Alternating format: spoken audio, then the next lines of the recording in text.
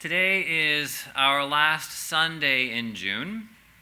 Our last Sunday focused on the theme of transcendence. And as you have figured out, if you've been coming this month, transcendence can mean several different things. From transcendental meditation to having a mystical experience, or it may just mean transcending those messages of self-doubt and perfectionism that weigh us down. In classical theology, the terms that always get debated about are whether God is transcendent or immanent. That is to say, whether your sense of the sacred is really big and powerful and far away, or is your sense of the sacred something intimately close by, as some say, closer than your own breath. Last week, our guest speaker at Tapestry was Sheikh Tariq Atta, and he told us a little bit of how Muslims experience Allah, or God, in their faith tradition.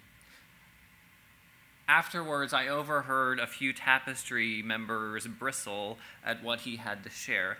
I suspect that part of that discomfort comes with the description of Allah as above and beyond the universe, an all-powerful, out-there sense of God. Or it may be that he described Allah as the creator, existing before the Big Bang and having a plan for how everything unfolded. If a theological idea bothers you, it's worth digging through a little bit where that person has said the sacred resides. Is it far away and above everything?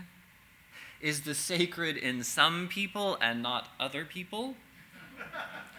Is the holy present in some loving relationships and not others?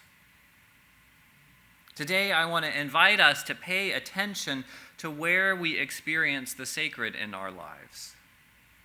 Our guest last week also taught us that in Islam and in the Arabic language, they speak of their faith as tasting the sacred. It's not about knowing or thinking. They use the language of tasting. So we might also include seeing, feeling, hearing, and I suppose maybe even smelling as the sacred bubbles up beneath us or rains down on us. Unitarian Universalists find the sacred in a bunch of different places, in a bunch of different ways. Some find it inside, in the compassionate heart or in the curious mind. Some of us find the sacred between friends, between neighbors, maybe even between enemies that are trying to reconcile. God, the Spirit, the source of life, compassion, whatever you want to call it. The prepositions that describe where the sacred resides are worth paying attention to. For me, the sacred shows up most consistently in two different places, below and between. For as long as I can remember, I've had a sense of the sacred in the earth, below my feet. That has been evident in times camping in the Rocky Mountains or next to creeks in the Texas Hill Country. I sense it in those otherworldly landscapes in Utah, the Red Rocks. As I do more yoga these days, I get a sense of the earth below me, grounding me, giving me strength. Sometimes in this land of strip malls and 8-lane roads that is Orange County, it's difficult to remember that the earth is even there below all of this. But I do my best to remember that she's still there if you scrape away a few layers of linoleum and concrete. The earth is always there. Sometimes that relationship takes on a very woo-woo, mystical communion with the sacred power of the earth, and I love those moments. Also, though, in my more secular moments, when the world seems absolutely crazy, when I seem lost or alone, I can always find a sense of grounding. I can slow down enough to connect with the place where I am and know that I belong here. I'm not going to get swept away in my thoughts or my fears. Even though those emotions feel like a tornado, I am here on solid ground for this moment. For me, the sacred is very clearly below. It also shows up between people in loving relationships and communities. James Luther Adams was the Unitarian Universalist who wrote most clearly about finding the sacred in community. And he talked especially about the parable of the prodigal son. I don't have time to go into the story in depth, but it's worth reading again or maybe even for the first time. If you're familiar with it, it's the end point of the story that's really the most important. So the father of these two sons loved them both equally in an incredibly deep and disarming way. One of the sons, the prodigal son, has gone off and had wild adventures. He returned home seeking forgiveness, seeking to be reunited, and of course the father welcomes him back. The other brother, though, the good son, the rule follower, the straight A gold star student brother, comes to resent this unconditional love that is offered to the prodigal brother. In the end, the good son is confronted with a choice: to either be a part of that unconditional love that is his family, the love that is his birthright, or to stay at the fringe in resentment.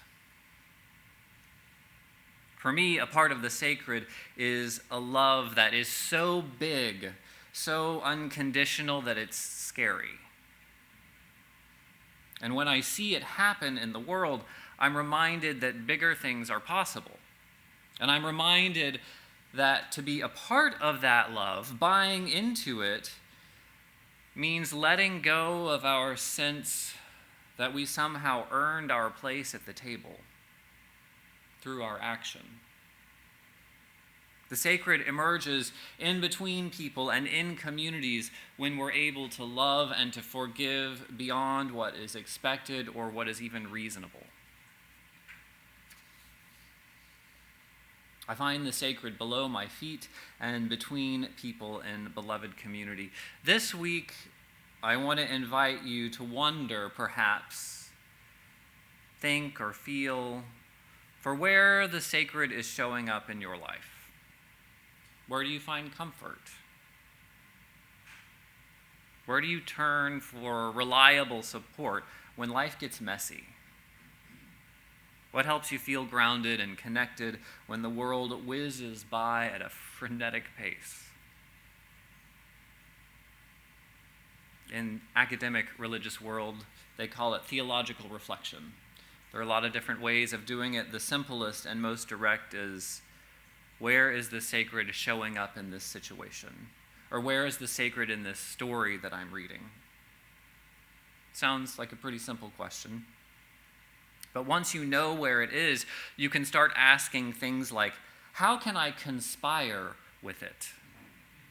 How can I take that healing courage and hope that's happening in this situation and bring it to that situation? Too often, UUs get hung up with debating what to call that sacred. Is it God or compassion or love or healing or spirit of life or goddess, and a much longer list than that. A more fruitful question might be for us to consider where. Where is it showing up? The answer to that question of where is not always rainbows and puppy dogs, though. God, the sacred, the possibility for healing is also present in our sorrow and in our distress.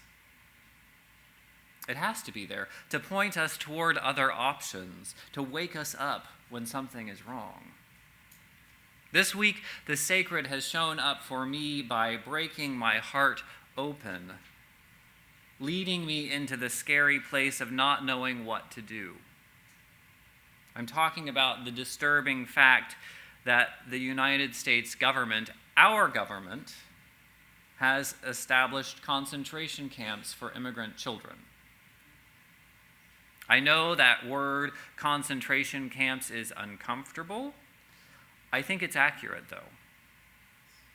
These are camps created for a particular population, designed to humiliate and endanger that population for the purpose of inducing fear in other members of that population. Perhaps worst of all, our government has decided that the victims of these camps, the victims of intentional, unnecessary suffering, should be children. Small children, toddlers, infants, without enough food, wallowing in their own filth for days.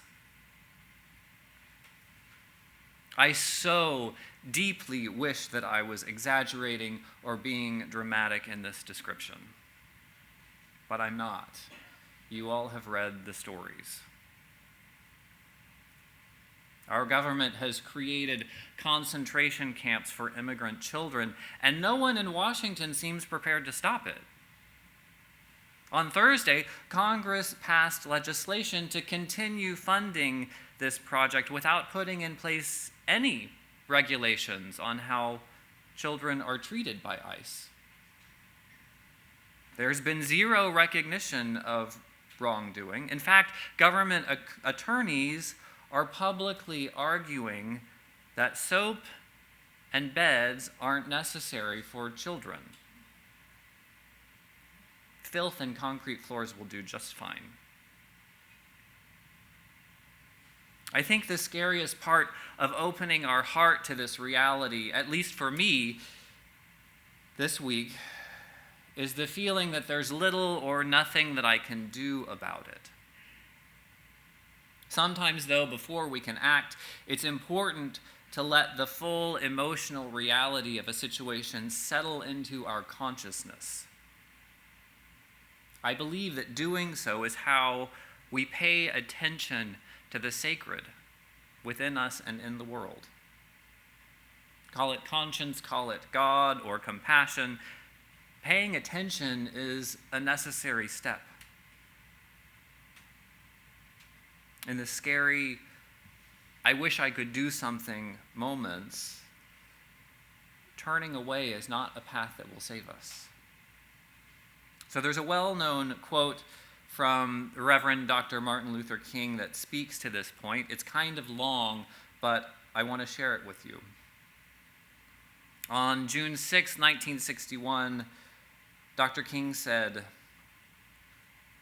"Every academic discipline has its technical nomenclature, and modern psychology has a word that is used probably more than any other. It is the word maladjusted. Certainly, all of us want to live a well-adjusted life in order to avoid the neurotic personality. But I say to you, there are certain things within our social order to which I am proud to be maladjusted, and to which I call upon all people of goodwill to be maladjusted." If you will allow the preacher in me to come out now, he says, let me say to you that I never intended to adjust to the evils of segregation and discrimination. I never did intend to adjust myself to religious bigotry. I never did intend to adjust myself to economic conditions that will take necessities from the many and give luxuries to the few. I never did intend to adjust myself to the madness of militarism and the self-defeating effects of physical violence. And I call upon all people of goodwill to be maladjusted because it may well be the salvation of our world lies in the hands of the maladjusted. For a long time, I resisted that language of concentration camps.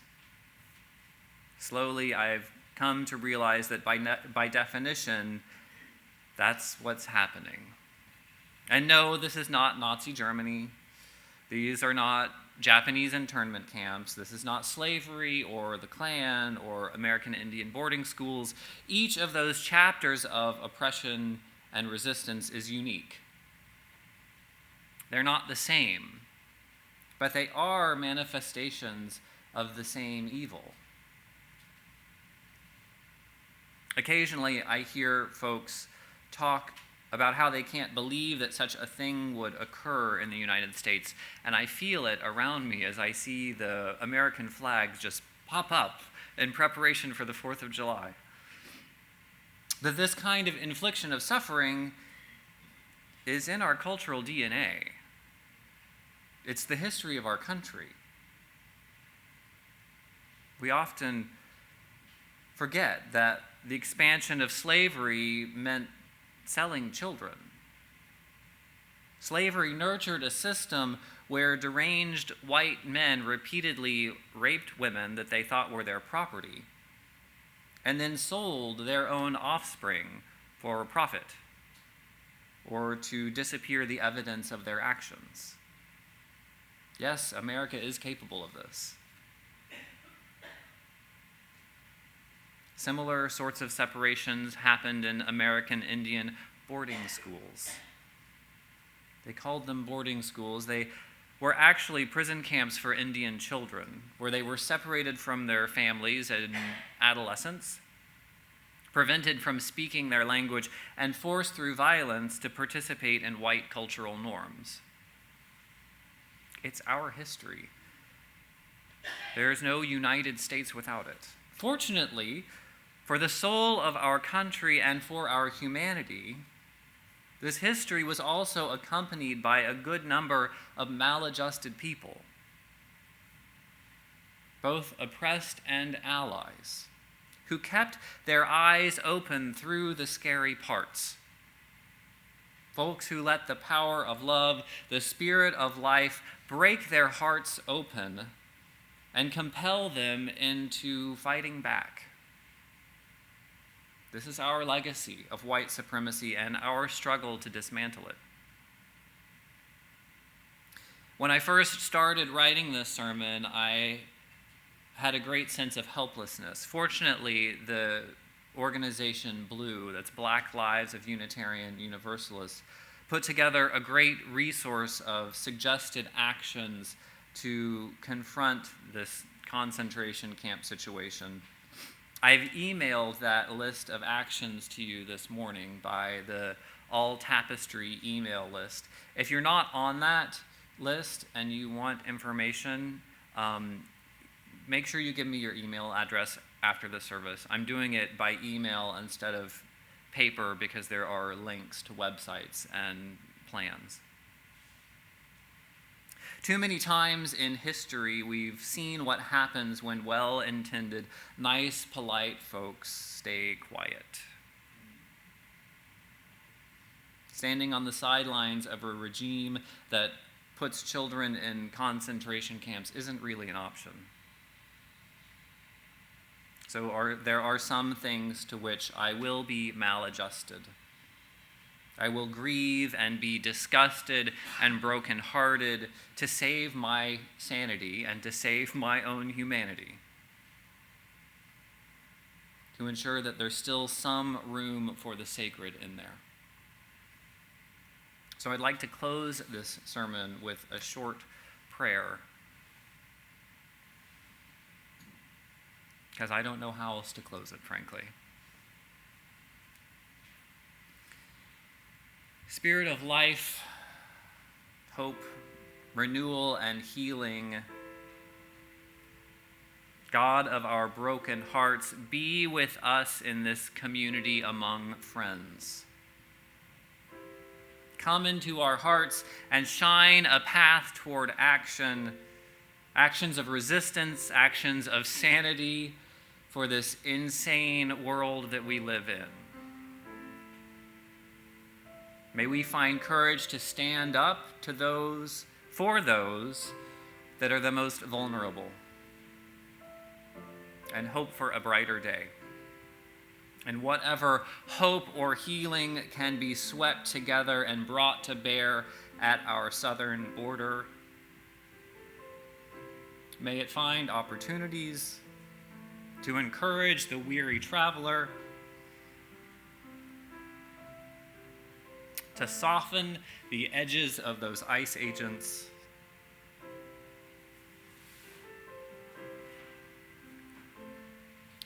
may these kids find the basic love and support that every child needs to survive in this sometimes broken world.